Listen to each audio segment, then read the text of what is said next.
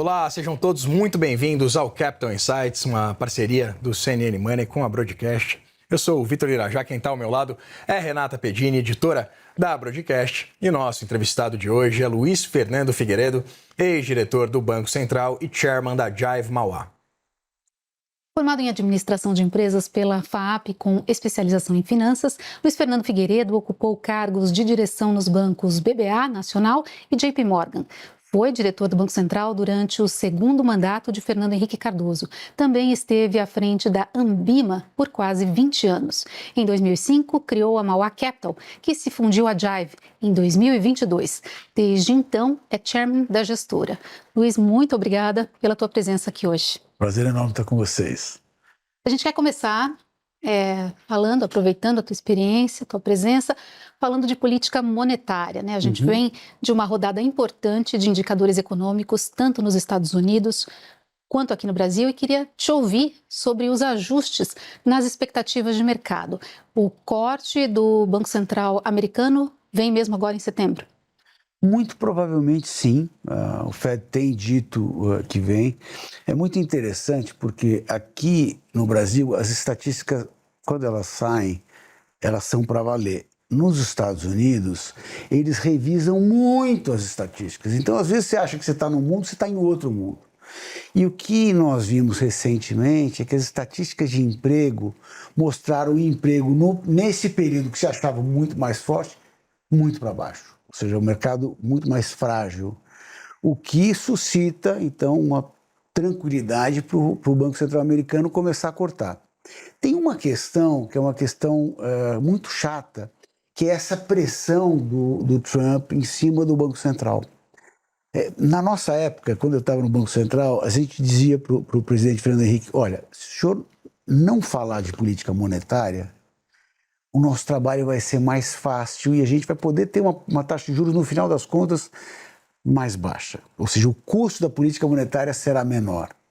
O que está acontecendo agora é que o Banco Central americano, olha que maluquice, o Banco Central americano tendo que se mostrar independente. Uma coisa inimaginável na história. Mas para ele se mostrar independente, ele tem que manter mais a taxa de juros alta ou, nesse processo que provavelmente começa agora de queda, ir mais lentamente até do que ele gostaria, para mostrar que, olha, não é por pressão, é porque os dados estão nos dizendo que a gente deve seguir nessa direção. Mesmo você acha que haveria essa mudança na tendência da política monetária que se baseia, como você disse, nesses números, Luiz, tanto de emprego quanto de inflação, né, respeitando esse duplo mandato do Fed? O Banco Central, então, ele mudaria algum tipo de tendência, pelo menos no volume dos cortes, por causa dessa pressão de Donald Trump, é isso? Não tem a menor dúvida, porque não tem nada mais caro para um Banco Central do que a sua credibilidade. É muito importante que o mercado veja o Banco Central como o guardião da estabilidade monetária. Porque se o mercado não o vê dessa forma, muda completamente o jogo e completamente a perspectiva econômica, que a gente nunca viu isso num país como os Estados Unidos, né? A gente via em outros países, até no Brasil, mas vamos lembrar da pressão que teve em cima do Roberto Campos no ano passado, que foi fortíssima, né? Mas assim, quando o Banco Central ele é visto com muita credibilidade, todas as atitudes dele podem ser mais tranquilas. Se ele não tem, ele tem que ser muito mais duro para mostrar que ele está falando aquilo de verdade. Né? É um pouco a situação do Banco Central hoje nos Estados Unidos. Como é que fica com a questão da mudança de presidente que está programada para maio do ano que vem, né? O mandato de Jerome Powell, que é o presidente atual, vai terminar. Trump já conseguiu, se não me engano, colocar 3 nomes ali, né, dentre os diretores. Então, há uma preocupação com essa transição, com futuras indicações e principalmente a do presidente? Então, isso vai depender de quem eles colocarem, né? Uma coisa que existe é o seguinte, é muito difícil alguém sentar na cadeira e fazer o que ele não acha o correto. Né? Então a gente tem que ver o perfil de quem vai entrar. Eu vou dar o exemplo do Brasil, que eu acho que é um exemplo muito interessante. Houve uma pressão gigante do presidente, né, do Lula, com o Roberto Campos. inclusive sendo muito indelicado. Foi realmente muito ruim. Por conta da autonomia, da independência formal, o Banco Central ficou firme e fez o que precisava ser feito. Agora, quando o governo colocou, o próprio Lula indicou o Galípolo e vários outros diretores, não é que esses caras estão lá fazendo o trabalho técnico, concordando totalmente com o Roberto Campos e fazendo um trabalho bem semelhante ao que o Roberto Campos e a equipe anterior fez. Ou seja, por mais que tenha tido uma pressão pública, uma narrativa muito dura, etc., na hora de colocar as pessoas, foram pessoas que entendem que o mandato é um mandato técnico, não é um mandato político. É muito mais um ente de Estado do que um ente de governo. Então, independente do que o governo quer, tem que fazer aquele mandato que é seguir a inflação na meta, etc, etc. Então, vai depender de quem, no final das contas, vai entrar no FED. Né? De novo, eu acabei de falar um exemplo, uma pressão gigante, mas no final colocaram as pessoas assim, razoáveis, legais, que estão fazendo um ótimo trabalho, diga-se de passagem. Vamos ver se isso vai acontecer nos Estados Unidos. Havia muita dúvida, né, nessa entrada de Gabriel Galípolo em relação a esse trabalho, a permanência do trabalho que vinha sendo feito antes com Roberto Campos Neto. Você diria que ele conquistou ou construiu uma reputação? Eu acho que está construindo, mas assim, foi muito interessante, porque ele entrou, ele ficou quase 1 ano e meio como diretor, depois ele se tornou presidente. Você ficar, experiência própria, você ficar 1 ano e meio no Banco Central, recebendo todos aqueles dados, entendendo tudo aquela história, é muito difícil você fugir de uma coisa razoável, de uma racionalidade, vamos dizer, né? Então, assim, é como se o Galípolo, que ele não entendia tanto de política monetária quando ele entrou, mas ele tomou um banho de loja, né, nesse tempo, pô, é muito forte mesmo. O quanto se aprende, eu vou dizer, isso aconteceu muito comigo. Então, quando ele veio a ser presidente, ele já tinha uma estrada que o ajudava, pelo menos, para não entrar em buraco indevido, né, em coisas que ele não deveria. Né? Então, eu acho que sim, o que aconteceu, de novo, é difícil a pessoa estar lá e querer fazer a coisa errada, né? Não a coisa que é o mandato, e depois, tendo tido esse banho de loja, esse 1 ano e meio, fica muito mais difícil, né? Vai ficar mais difícil também, até porque impacta a credibilidade, né, dessa condução, inclusive, dos trabalhos. Fica muito mais difícil fazer até o trabalho que é o não correto, né, Luiz?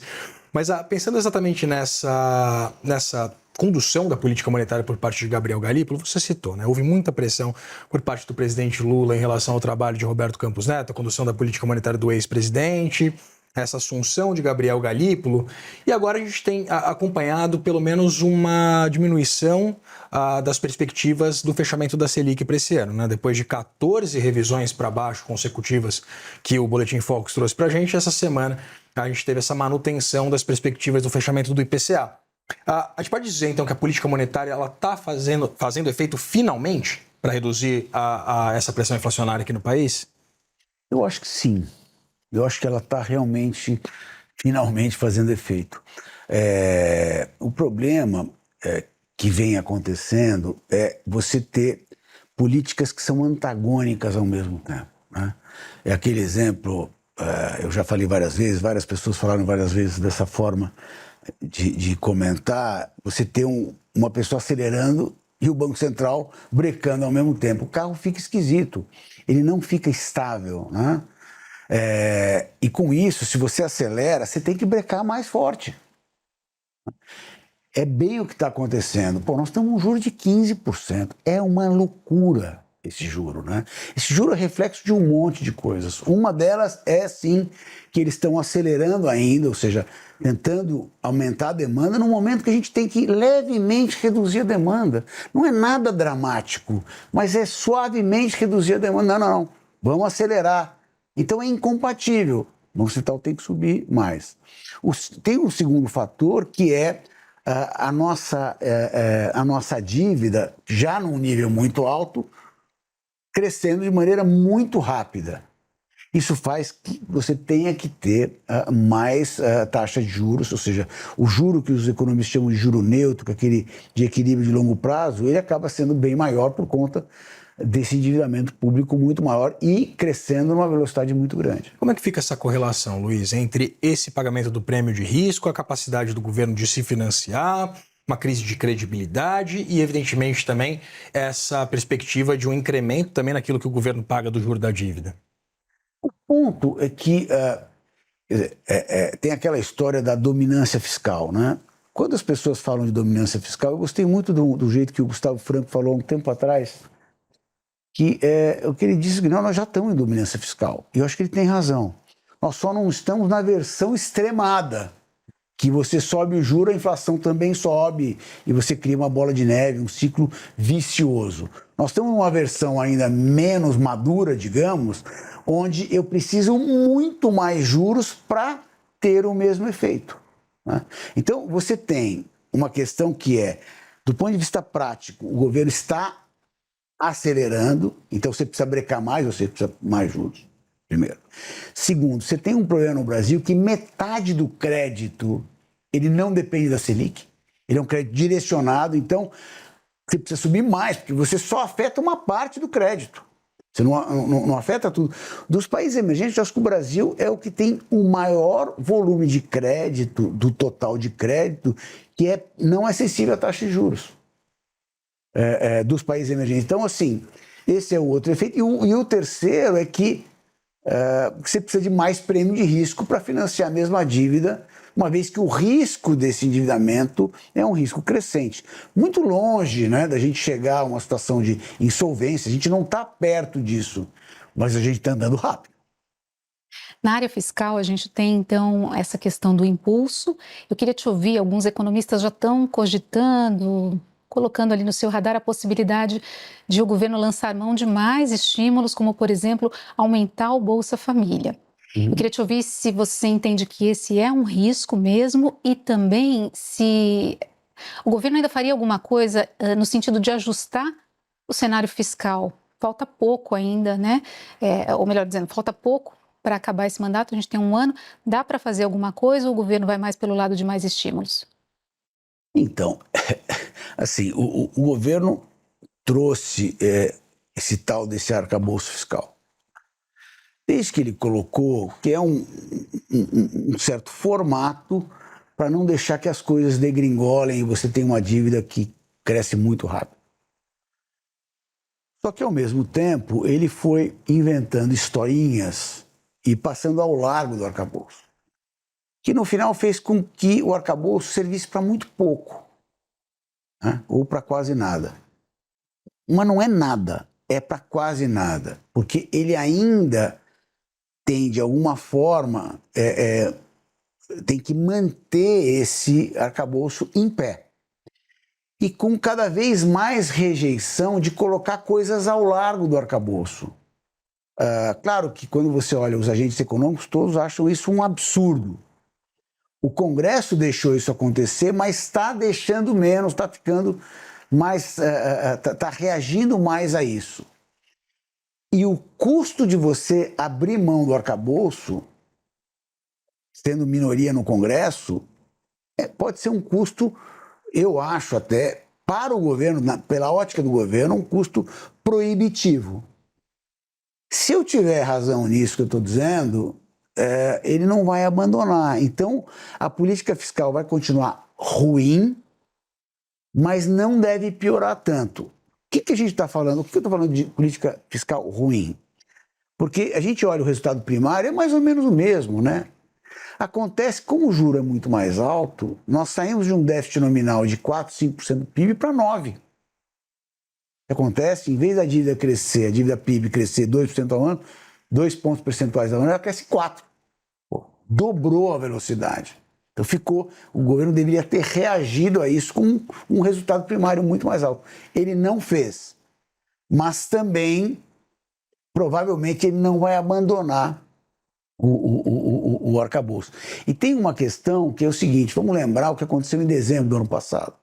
Em dezembro do ano passado, o governo veio lá com um pacote, né? Não, um pacote de corte de gastos, etc. E veio com um puxadinho, né? Que é um negócio lá dos R$ 5.000. Um horror. A isenção... Teve um volume de saída de capital gigante. Eu diria que tem uma certa corrida contra o real, que só foi controlada porque o Banco Central ele vendeu quase 70 bilhões de dólares. Não é pouco. Eu não lembro do Brasil ter vendido tanto dólar quanto ele vendeu naquele momento. Para segurar. O dólar não apreciou para burro. Ele só conseguiu segurar aquela situação. Então, brincar com isso, vamos dizer, a sensibilidade é tão grande que pode ser completamente contraproducente, até pensando na própria eleição do ano que vem. Você citava essa perspectiva, né, de uma retirada de diversos recursos da meta fiscal. Tem um estudo do Instituto Fiscal Independente que mostra que é mais de 300 bilhões de reais fora do novo arcabouço fiscal desde 2023.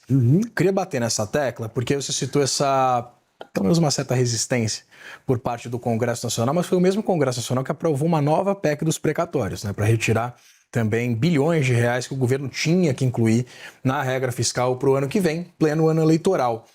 A disposição do Congresso também em forçar o governo a ser mais responsável com as contas públicas, se a gente para pensar nessa retirada dessa obrigação, por exemplo, e outra, né, naquele naco do orçamento público que o Congresso Nacional toma para si por meio das emendas parlamentares, é correto a gente ter essa leitura de que o Congresso Nacional tem algum tipo de preocupação fiscal? Eu acho que é correto dizer que ele tem. Mas também é correto dizer que ele tem uma série de conflitos de interesse no meio do caminho. As emendas são talvez o maior deles, né? Quer dizer, se eu apertar muito o governo pode não me dar as emendas. Então tem um conflito de interesses. No final, eu não conheço um Congresso que lidere um ajuste fiscal, ou que lidere, vamos dizer, a responsabilidade fiscal. Não vem do Congresso, tem que vir do Executivo. E não é o jeitão desse governo. Eles acham que gasto é vida. Realmente eles acham isso. Só não fazem porque o ambiente macro deteriorar tanto que seria contraproducente. Então é por isso que eles não fazem porque eles não querem, eles fazem porque eles não podem fazer.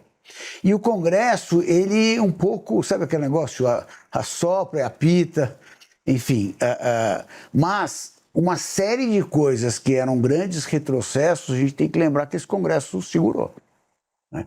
A independência do Banco Central, a história do saneamento, que tinha sido completamente violentada a mudança. Né? Coisa da Eletrobras, e mesmo várias coisas fiscais o Congresso acabou segurando. Né? Mas assim, de novo, não é característica de um Congresso ser o bastião da sustentabilidade fiscal. Isso tem que ser o Executivo que tem que fazer. Nesse sentido, você acha que um ajuste mais firme pode ficar para o próximo governo, para 2027? A gente tem essa situação das contas públicas, tem muitos economistas que falam de ajustes que são necessários, como, por exemplo, uma reforma do salário mínimo de forma, o reajuste de despesas pelo salário mínimo de forma a ajustar melhor as contas públicas ou mexer na Previdência mais uma vez. Vai ser necessário esse ajuste em 2027? Olha, primeiro, para mim, a resposta é sim. Mas deixa eu qualificar um pouco mais.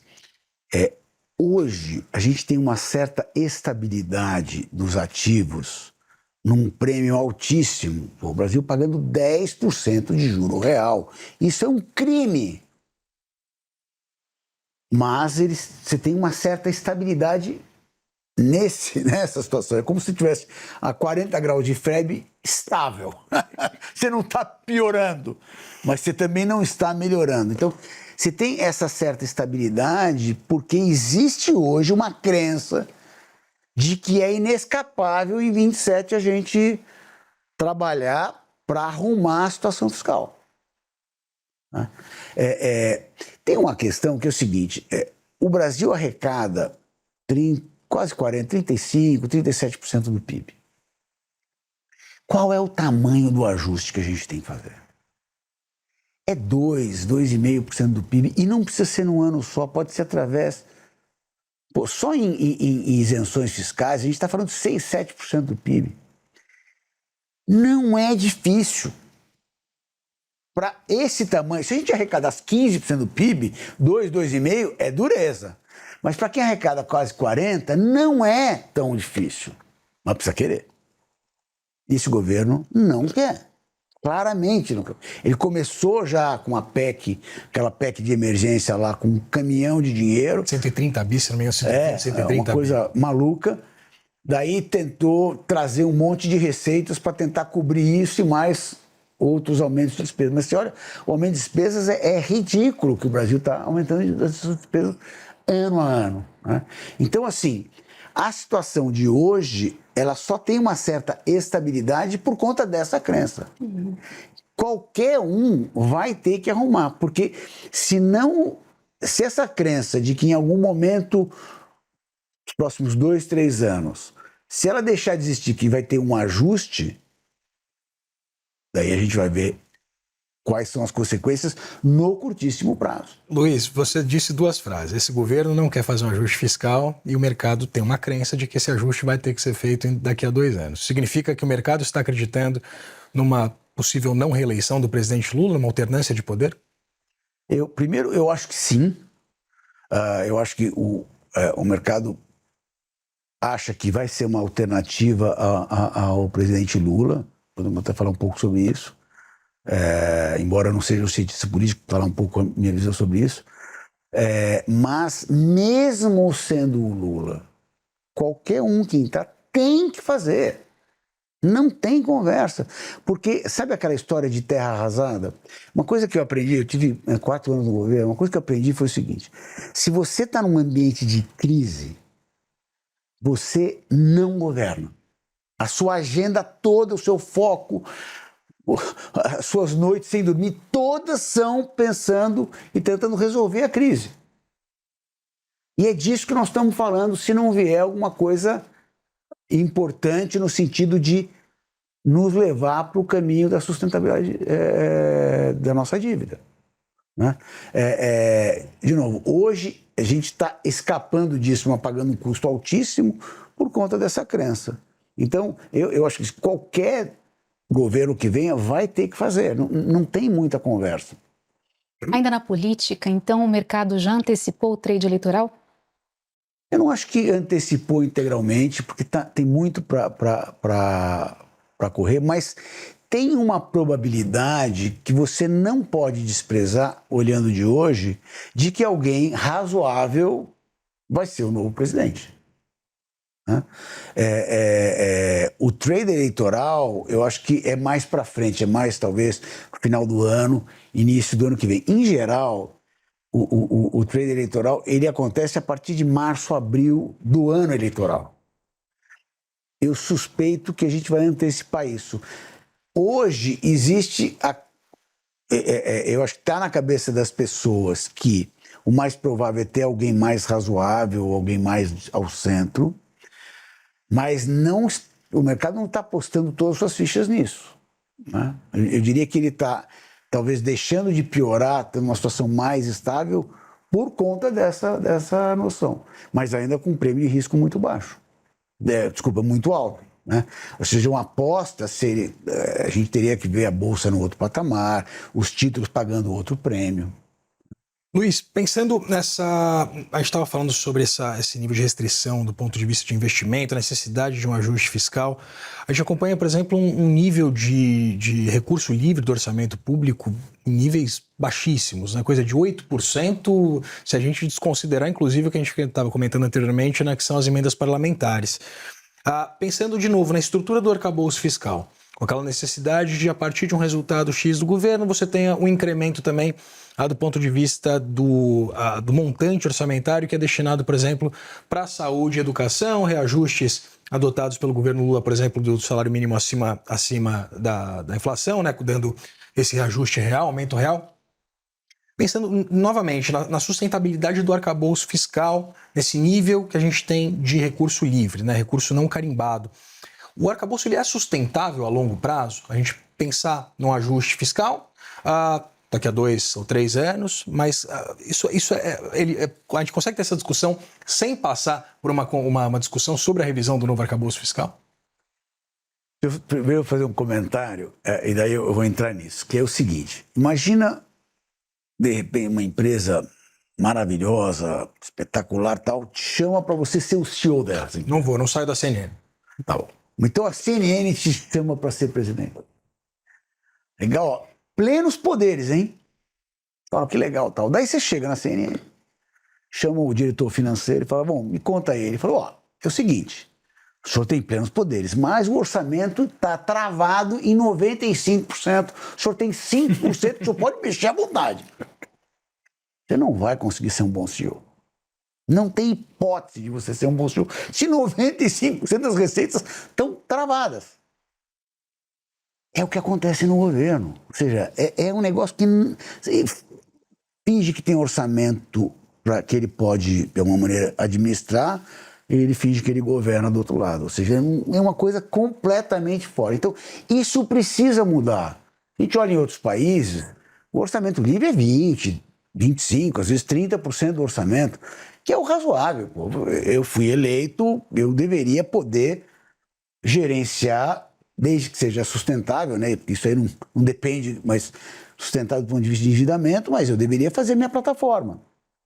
Você pode com 5%, 4% no máximo. Então, assim, isso precisa mudar. O arcabouço é uma porcaria. Mas era, sabe aquele negócio? Você tem um dique assim, eu estou tapando os buraquinhos. Claro que vai ter uma avalanche, mas eu, por enquanto, estou tapando os buracos. Como até a avalanche, pode ser que venha alguém que dê uma reformada geral nesse dique aqui, tá tudo certo, que é essa crença de que em 27 vai vir alguém realmente com vontade de mudar o jogo. Mas assim, ele serve para muito pouca coisa e foi muito mal utilizado e até, diga-se de passagem, o Congresso acabou concordando, né? Como você falou, 300 bilhões de reais por fora. Então, para que serve? Não é assim, na verdade é um fingimento de que as coisas que o governo está governando, que ele está sendo austero, né? Olha, o déficit é quase nada, déficit primário, olha, o déficit nominal é desse tamanho. É tudo uma brincadeirinha, uma mentirinha, e eu finjo que eu estou falando um negócio, as pessoas fingem que acreditam, e o Brasil continua pagando esse custo de capital, que é um dos maiores, se não o maior do mundo, né? Para esse ano ele tem uma meta zero, né? Um déficit zero, para o ano que vem um superávit. Você acha que há risco de mudança nessa meta de superávit ou isso já nem é o mais importante diante, por exemplo, da trajetória da dívida? Eu acho que isso é pouquíssimo relevante, mas eu tendo a pensar que eles não vão querer mudar isso. Podem até não conseguir entregar, mas mudar isso, acho que eles não vão, porque quando eles mudaram no ano passado, vamos lembrar que em maio eles resolveram mudar, e foi uma porcaria, foi de 0 para 0,25 de déficit, que não é nada, perto do que piorou, né? Foi um caos. Eles só pagaram problemas ali para frente. Então, mexer com isso, no final, é um certo tiro no pé. Né? Aquele negócio que você faz um negócio que vai te dar alguma flexibilidade, mas você paga uma conta que é muito grande. Então, eu tendo a achar que eles não vão fazer. Vamos tentar colocar mais dinheiro para fora, enfim, fazer alguma... Isso eu acho possível, mas eu não acho provável que eles mexam nessa meta, não. Luiz, a gente quer continuar conversando sobre orçamento público, quero muito voltar a falar de política monetária, mas agora a gente precisa fazer uma rápida pausa. O Capital Insights volta em instantes, não sai daí.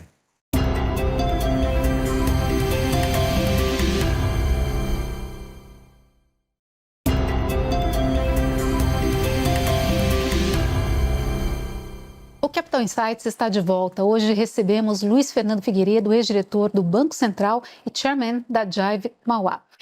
Luiz, a gente quer te ouvir sobre a política monetária no Brasil e as expectativas para juros aqui também. Assim como lá nos Estados Unidos houve uma divulgação de dados, por aqui a gente teve o PIB do segundo trimestre, já indicadores antecedentes do terceiro trimestre, sinais de desaceleração econômica, expectativas de inflação também sendo revisadas para baixo. O Banco Central vai começar a reduzir os juros e quando, na tua avaliação? Vamos lá. Quando você faz a conta, né, você pega todos os dados de hoje e faz a conta para ver quando o Banco Central realmente pode, né, olhando o horizonte da política monetária, etc., dá janeiro.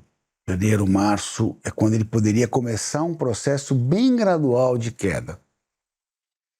Mas isso é uma foto, né? Como é que está este filme? Né? O filme, ele está... Então, a inflação tem surpreendido, em geral, para baixo. Legal, inflação corrente mais baixa, menor inércia, legal. 2, a taxa de câmbio não tem mostrado nenhum tipo de pressão maior, legal. Commodities, a mesma coisa. O outro ponto é, quando a gente olha o mercado de trabalho, a gente vê que o mercado de trabalho também está ficando mais contido. O mercado de crédito está também ficando mais contido. Então, quando a gente junta tudo isso, mais as expectativas, que ainda estão bem mais altas do que o 3% que o Banco Central tem que chegar, mas elas estão indo na direção certa. Olhando tudo isso, a gente vê que esse filme, se ele continuar desse jeitão, não precisa ser tudo exatamente do mesmo jeito que foi recentemente, mas se continuar mais ou menos nessa direção, provavelmente esse modelo daqui a pouco vai falar para a gente no final do ano. Então, eu acho que tem uma boa chance do Banco Central poder começar a reduzir no final deste ano. Ainda não é um case pronto, mas assim, a gente está com esse jeitão, porque as coisas estão indo mais na direção do Banco Central. Eu diria que o Banco Central hoje está bem mais a cavalheiro nesse processo do que ele estava nos últimos meses. Né? Baseando exatamente nessa leitura, Luiz, a gente acompanhou pelo menos esse distensionamento do ponto de vista do preço dos alimentos. E discute-se muito a sensibilidade dessa inflação que está aí, que é muito baseada também no aumento da energia elétrica, na conta de luz, né? Inclusive baseando-se agora também nessa perspectiva de um incremento desse nível de subsídio que o consumidor vai pagar, enfim, vai ser uma outra questão. Mas eu queria entender exatamente essa sensibilidade dos elementos que compõem o IPCA hoje, que são, de fato, a gente consegue correlacionar com política monetária, como é o caso da energia elétrica. A política monetária ela continua sendo a arma mais efetiva para que essa inflação, que está em 4,85, né, pelo menos a perspectiva para o fechamento do ano, venha mais próximo da meta, pelo menos do teto da meta? Então, por que é tão importante usar a política monetária? Né? O que a política monetária faz? Ela ajuda a que a demanda e a oferta se encontrem. Né? Você tem momentos em que você tem muito mais oferta do que demanda, os preços tendem a cair, ou a subir menos, às vezes até cair nominalmente. Com bens chega a cair nominalmente, serviços não, mas com bens isso acontece. E momentos em que você tem o contrário, você tem uma demanda mais forte e a oferta ela não consegue alcançar. E daí a maneira que a economia se resolve é com um pouco mais de preço, então com mais inflação. O que o Banco Central consegue fazer, e esse é o objetivo da política monetária, é fazer que esses dois sujeitos se encontrem. Né? Que o processo inflacionário ele esfrie, não esquente, né? Chegando à meta. É esse o negócio do Banco Central. Né? E daí vale muito mais os preços de serviços do que tanto de bens, porque os bens eles estão associados a commodities, eles estão associados ao preço lá fora, o câmbio, preço de um automóvel, tem tantas variáveis. Então, assim, os serviços que, by the way, são 2/3, 3/4 da inflação, esses são o foco do Banco Central.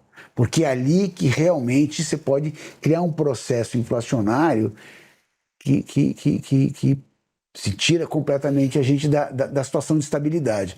Então, é nisso que ele tem que olhar. Então, até sobre isso é interessante você levantar, sobre essa pressão do ponto de vista de preços de serviços, essa resiliência dos aumentos nos serviços, eles não representariam algo que também não seria tão sensível à política monetária, pelo menos de forma direta, como essa mudança estrutural, tanto de mercado de trabalho, quanto de nível educacional, um encarecimento, principalmente do ponto de vista da oferta desses serviços? Então, assim, a gente sempre está mudando muito, né? Tem um outro fator que tem sido muito desinflacionário nas últimas décadas, que tem sido a tecnologia, né? Então, você, a partir da tecnologia hoje, antes era muito mais associada a bens, então você tinha bens muito mais baratos por conta de tecnologia, ou com muito mais valor embarcado, sei lá, um celular. Antes era um telefone, hoje em dia é tudo, menos o telefone, né? Porque a gente não fala mais do telefone no celular, né? Mas ele é um monte de coisas pelo mais ou menos o mesmo preço. Então, antes era bens e agora bens e serviços, bastante agora em serviços, que você tem a tecnologia ampliando muito a oferta. Né? Airbnb é um belo exemplo. Uber, você tinha um número limitado de táxis, agora você tem com Uber, aumentou muito a oferta, reduziu muito o preço. Então, tem também o fator da tecnologia e que vai continuar sendo um fator desinflacionário. Você tem outros fatores, né?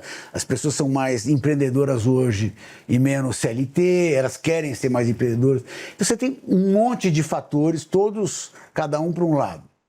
No final das contas, o trabalho do Banco Central é tão simples quanto isso. Deixa eu transformar essa demanda numa coisa próxima da oferta, porque assim eu não tenho pressão inflacionária. E não tem um instrumento melhor que esse. Às vezes você tem uma ou outra coisa que pode ajudar, mas assim, no final é esse. O que acontece é que a gente está tratando muito mal esse instrumento com esse enorme crescimento de dívida e rapidez do crescimento da dívida que tem acontecido. Então, a gente está, no final das contas, acabando pedindo demais para esse instrumento, muito mais do que a gente deveria, né? Quando o governo acelera e o Banco Central tem que brecar mais forte, a gente está requerendo mais desse instrumento do que a gente deveria. Sei lá, o Brasil ele chegou a ter uma taxa de juro neutra, que é essa taxa de juro mais de equilíbrio de longo prazo, em termos reais de 3, 3,5%. Agora talvez seja 6%. É uma loucura isso. Por quê? Porque estamos fazendo do outro lado um monte de bobagem. Queria te ouvir sobre a atividade, Luiz. Como é que essa taxa tão alta de juros bate na atividade? A gente viu de novo, né, uma desaceleração no segundo trimestre, tem antecedentes do terceiro mostrando também sinais de fraqueza. A gente está vendo um efeito da Selic. O que esperar para o final do ano e 2026? Então, assim, de novo, né, a Selic, ela está de um lado e você tem um monte de fatores do outro lado e por isso demorou muito mais para a atividade começar a sentir, né? Mas ela finalmente começou a sentir, né? Atrasado, menos intensamente, mas ela começou a sentir. Então, a gente, sem dúvida, está vendo um início de desaceleração. Uma coisa interessante é que esse ano, quando a gente fala que o crescimento vai ser em torno, sei lá, de 2%, 2 e pouco, a gente não está contando toda a verdade. Porque o agro é uma parte muito importante desses 2%. Se você tira o agro, você está falando que o resto da economia vai crescer 0,6%. Muito diferente do que cresceu ano passado. Então, assim, de fato, quando você olha a economia de uma maneira mais assim agregada, principalmente essa área de serviço, é uma economia que está mais fraca mesmo, né? Eu acho que o ano que vem continua esse processo. Vamos ver até que ponto o Banco Central vai poder começar a flexibilizar. Eu não acho, olhando de hoje, por um ano eleitoral, os ímpetos desse governo, eu não acho que o Banco Central vai conseguir ser muito agressivo na queda. Eu acho que ele até gostaria, como todo Banco Central gostaria de ter uma taxa de juros mais baixa, mas eu não sei se ele vai conseguir, não. Justamente nesse ponto, ele começaria pelo modelo, segundo você, entre janeiro e março, né? Poderia antecipar para dezembro. Você acha que, considerando o cenário eleitoral e riscos associados, a probabilidade maior é de um ciclo curto, com uma intensidade menor, ou não? A gente vai precisar ver um pouco o jeitão desse novo grupo, né? Porque tem um, assim, tem alguns central bankers que gostam de começar com 25. No caso do Brasil, o passo normal é 50. Então, gostam de começar com 25, faz 50, depois acaba com 25. Outro grupo não acha que tem que ser dessa forma. Eu vou fazendo 50 ou eu vou mais rápido. Também depende do ambiente que você está, né? Aquelas altas de 100 foram muito necessárias, né? Muito importantes para que a gente chegasse mais rápido no aperto, vamos dizer, necessário.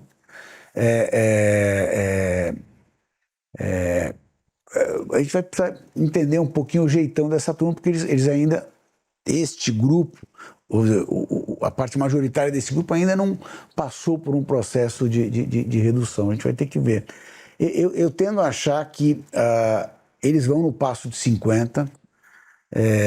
O ideal é sempre que o Banco Central não faça nada no período eleitoral.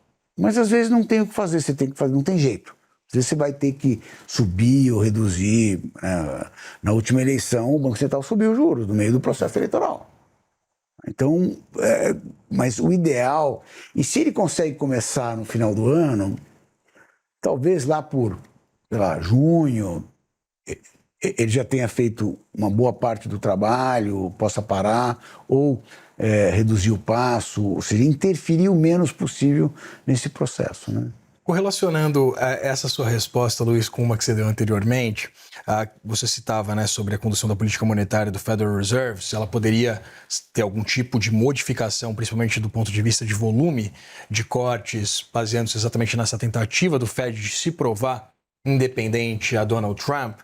Pensando nessa, independentemente se a gente tiver um início do ciclo de cortes aqui no Brasil em dezembro, janeiro, enfim, eu queria entender, baseando-se inclusive naquela fala de Gabriel Galípolo, de que conversou com Caetano Veloso para falar sobre a comunicação do Banco Central, o quão importante é a forma, ou o que diz o Banco Central nas suas atas, nos seus comunicados oficiais, conversando, dialogando exatamente com a condução, aí sim, da política monetária, se corta 0,25, se corta meio ponto.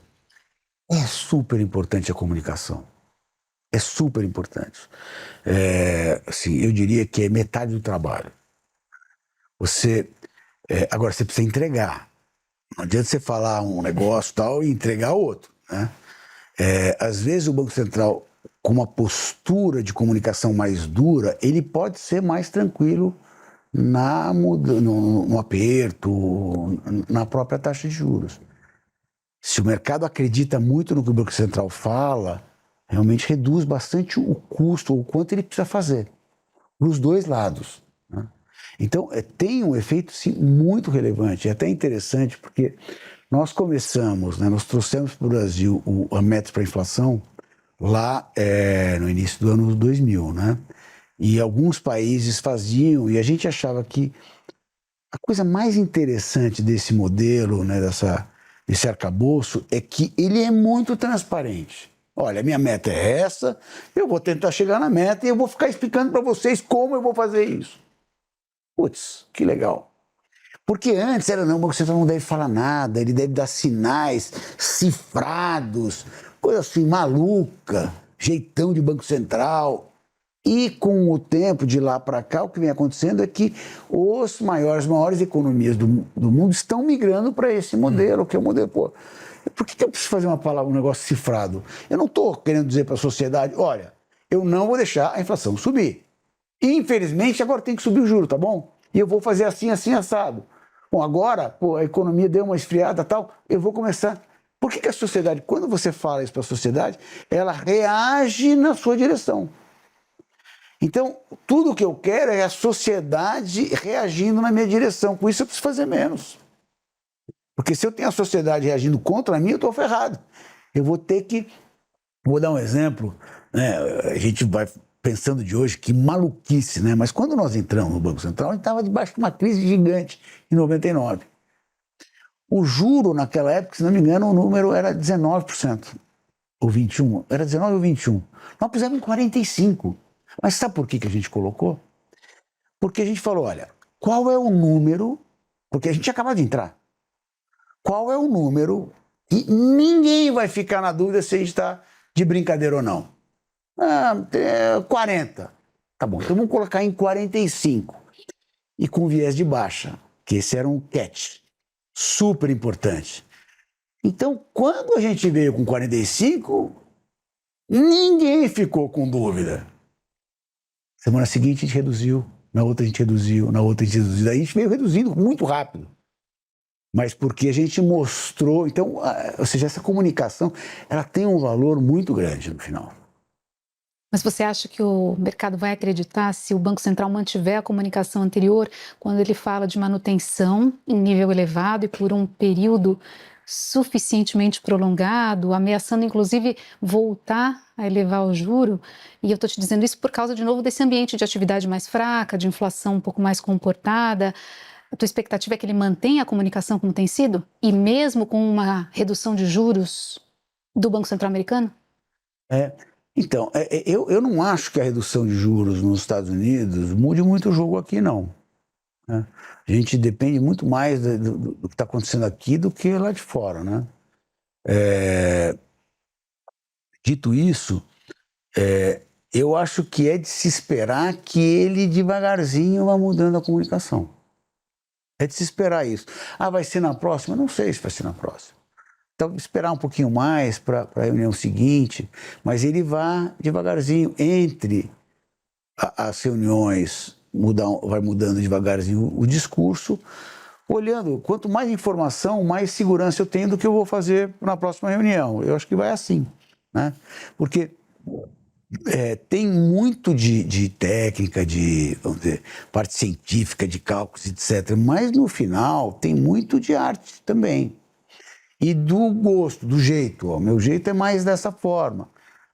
Menos. Um gosta... O grupo de central bankers gosta de ser mais front-loader, assim, mais subir muito rápido ou reduzir muito rápido.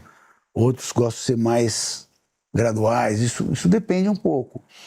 Mas você ir um pouco... Não adianta telegrafar 6 meses à frente. Nunca dá certo. Nem aqui, em nenhum lugar do mundo. Dito isso, mas você olha, eu estou olhando para aquela direção, está me parecendo, e daí você vai reafirmando ou não, na medida que você vai tendo mais informação. Acho que esse é o processo, né? E quanto à dinâmica de preços de ativos, Luiz, pensando de novo na decisão do Banco Central americano, na manutenção por aqui dos juros, o que esperar para o dólar no curto prazo? Queria te ouvir um pouco mais sobre a moeda. Esse enfraquecimento que a gente tem visto, ele é resultado de uma tendência global, na tua avaliação? Bom, primeiro, a resposta é sim. É resultado de uma mudança global, o dólar se depreciou bastante lá fora. Na verdade, até nos últimos 30, 60 dias, o real deveria ter se apreciado mais, porque o dólar lá fora se depreciou e isso não aconteceu. No final, isso é um pouco de prêmio de risco a mais que a gente está pagando aqui, né? Quando a gente olha os títulos públicos, pega, por exemplo, vamos pegar a NTN, porque daí você foge um pouquinho da política monetária, pega a NTNB longa, né? Ela chegou a estar quase 8, chegou a estar quase abaixo de 7 e agora está 7,30, 7,40. Ela voltou a pagar um prêmio alto por conta dessa confusão toda, né? O nosso governo está se achando mais forte que o governo americano, é o único país do mundo que está querendo enfrentar o Trump, eu não sei de onde a gente tira isso, mas no final os ativos acabam sofrendo. A minha visão é que a política monetária, tanto nos Estados Unidos quanto aqui, se lá e aqui ela vai sendo lidada de uma maneira mais, olha, é técnico mesmo, é porque tem que acontecer, etc. Posso achar um pouco mais cedo, um pouco mais tarde, mas é por aí. Isso tende a ajudar o preço dos ativos, né? E no caso do real, o real sempre tem um segundo semestre com uma sazonalidade negativa, ele sempre deprecia. Pode ser que esse efeito da queda de juros lá, que pode ser até uma queda de juros não tão dramática, mas em todas as reuniões, isso pode ajudar que o real fique, mesmo com essa pressão sazonal, mais ou menos por aí, não se deprecie na virada do mês, na virada do ano. Claro que isso depende de até que ponto o Brasil vai continuar enfrentando os Estados Unidos, etc., né? Porque essa briga ela é só boa para narrativas, mas para o país ela é muito ruim, né? Então, o que eu diria é que a política monetária dos dois países tende a ajudar, porque está acontecendo o que precisa mesmo, porque está indo no caminho certo, eu acho que tende a ajudar o preço dos ativos lá, mas principalmente aqui. Mas o maior efeito dos ativos brasileiros tem a ver com o ambiente, e daí tem menos a ver com política monetária e inflação, atividade de curto prazo, e mais a ver com esse processo eleitoral que está, e essas coisas do governo de brigar, e se o fiscal vai ser abandonado, não vai ser, é muito mais isso do que propriamente a política monetária. Eu acho que a política monetária vai ajudar a curva curta de juros, um pouquinho a bolsa, mas o que vai dominar, eu acho que é esse outro ambiente, né? A gente comentava anteriormente, né, conversava anteriormente, Luiz, sobre esse nível de endividamento público aqui do país. Evidentemente, queria trazer para a conversa também as nações desenvolvidas. Sei que não somos comparáveis no nível de dívida pública em comparação com o PIB, mas pensando exatamente nesse prêmio de risco pago pelos Estados Unidos, por exemplo, e aquele papel que principalmente os treasuries tinham como os ativos de segurança, como destino de investimento seguro, um papel que até o dólar, né, acompanhava. Vendo exatamente esse prêmio de risco pago dos papéis daqui a 30 anos, por exemplo, de treasuries com vencimentos daqui a 30 anos, você vê essa dinâmica mudar desse papel do dólar e dos treasuries como esses ativos de reserva de valor? Então, realmente, nós estamos... a gente não está indo para um bom caminho com relação ao endividamento público nas economias desenvolvidas. Pelo contrário. Só para relembrar, antes de 2008, da crise lá nos Estados Unidos, a dívida PIB americana era de menos que 50% do PIB. Hoje ela é 125%. E a gente está contando só metade da história, porque a dívida pública estadual e municipal é mais 125% do PIB. No Brasil é tudo incluído. Ou seja, a dívida PIB lá é 250% do PIB. Tudo bem, o município pode quebrar e paciência, azar dele, o Estado a mesma coisa. É verdade, você não quebra o país. Mas a dívida pública nas três esferas lá é grande demais. E um déficit grande demais, de novo, né? As tarifas vão ajudar a reduzir. É tão na margem. Então, tem até alguns grandes investidores que acham que isso vai se tornar um enorme problema. Eu não sei se a gente vai chegar lá, mas sem dúvida, tanto os Estados Unidos quanto a Europa continuam brincando com fogo, porque eles estão aumentando a sua dívida. E aquela história, por que eu posso ter uma dívida tão grande? Duas razões. Porque você acredita que eu vou pagar, e segundo, porque eu pago pouco juros. Então, ela, por mais que ela seja grande, ela cresce mais devagar. Legal. Mas, se eu ficar fazendo um monte de coisas que fazem com que o juro tenha que ser mais alto, como é um pouco o caso que os Estados Unidos estão fazendo hoje, e continuar com um déficit tão alto, bom, você vai olhar para essa mesma dívida e falar, bom, putz, será aquela chance de pagamento talvez seja um pouco menor, até porque está custando mais caro, está crescendo mais. Então, eu vou precisar de mais prêmio para fazer o mesmo investimento. Então, quando a gente olha para a dívida americana, ela pode se tornar um grande problema. Hoje já existe um prêmio de risco por conta desse endividamento muito maior. A outra coisa é que o Trump, ele está chutando a canela de todo mundo. Tem um monte de gente que fala, não, eu vou continuar em dólar, mas eu não vou mais carregar a dívida americana. Coisa que você não ouvia falar de jeito nenhum há alguns anos atrás. Puta, qual a hegemonia da moeda dólar? Bom, para perder a hegemonia, você tem que arrumar uma melhor, né? Não está parecendo que a gente vai encontrar. Mas algum processo de diversificação tem acontecido e, pelo jeito, vai continuar a acontecer. Então, isso também é mais gasolina para o próprio problema de endividamento. A Europa, uma das respostas da Europa ao que o Trump está dizendo, a própria Alemanha, aumentando o gasto público, aumentando o endividamento público. Tudo bem, a Alemanha pode fazer, mas e o resto? Enfim, então o mundo está brincando com o que ele não deveria brincar. Vai continuar sempre assim?